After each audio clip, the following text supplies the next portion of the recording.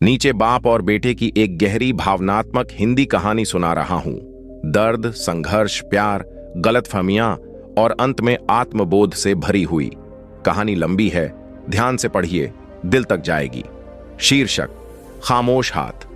गांव के आखिरी छोर पर एक कच्चा सा घर था, न बहुत बड़ा न बहुत पक्का, लेकिन उस घर की दीवारों में पसीने, त्याग और चुपचाप बहे आंसुओं की मजबूती थी। उसी घर में रहते थे हरिराम और उनका बेटा मोहन। हरिराम उम्र के उस मोड़ पर थे जहां शरीर पहले ही हार मानने लगता है, लेकिन जिम्मेदारियां अब भी जवान रहती हैं। उनकी पीठ झुक चुकी थी, हाथों में दरारें थीं और आंखों के नीचे नीली परछाइयां, जैसे रातों की नींद उनसे रूठ गई हो।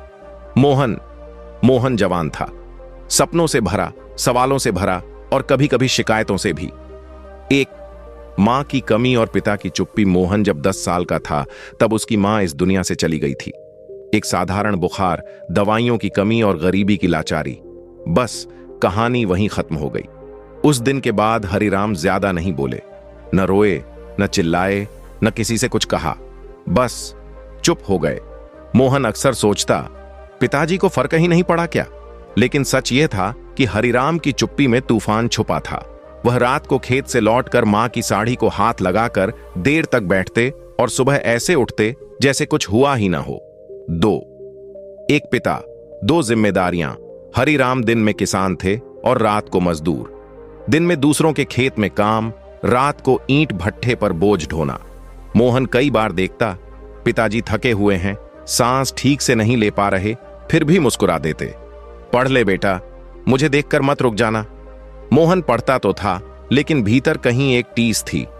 मैं क्यों देख रहा हूं कि मेरे पिता टूट रहे हैं?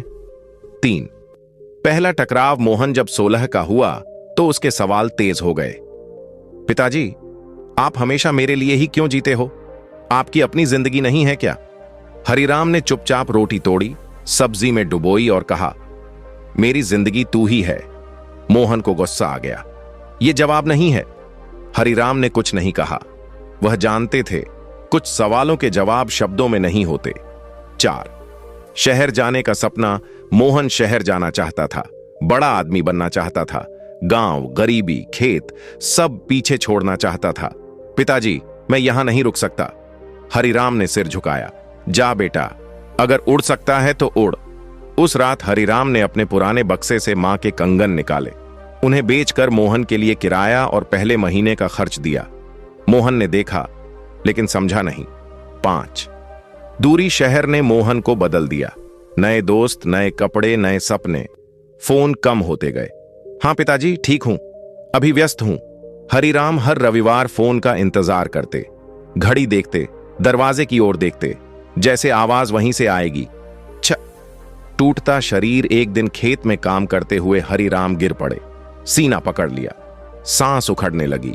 गांव के डॉक्टर ने कहा, अब ज्यादा काम मत कराइए इनसे। हरिराम मुस्कुराए, काम ही तो सांस है डॉक्टर साहब। 7 शहर में संघर्ष। शहर ने मोहन को जल्दी नहीं अपनाया। नौकरी छोटी थी, मालिक कड़ा। जब मोहन थककर कमरे में गिरता तब पहली बार उसे याद आता, पिताजी रोज ऐसे ही जीते होंगे। लेकिन अहंकार बीच में आ जाता। मैं मजबूत हूं, मैं अलग हूं। 8 आखिरी चिट्ठी। एक दिन मोहन को गांव से चिट्ठी मिली। हरिराम की लिखावट कांप रही थी। बेटा, अगर यह पत्र देर से पहुंचे तो माफ करना, मैं ठीक हूं, तू अपनी चिंता मत करना। बस इतना जान ले, जब भी थक जाए, तेरे लिए मेरा कंधा अब भी वहीं है। मोहन की आंखें भर आईं, पहली बार। 9 वह रात, उस रात हरिराम को फिर दर्द उठा। इस बार कोई पास नहीं था।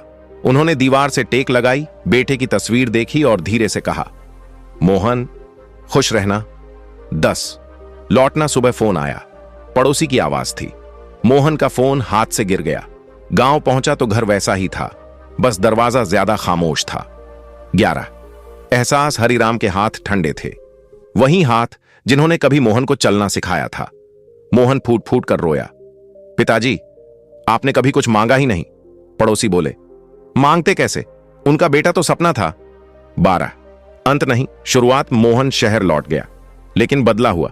अब हर महीने गांव आता, घर की मरम्मत करवाई, खेत संभाला और हर रविवार अपने बेटे को गोद में उठाकर कहता, बेटा पिता अक्सर बोलते नहीं, लेकिन उनका प्यार खामोश हाथों में छुपा होता है।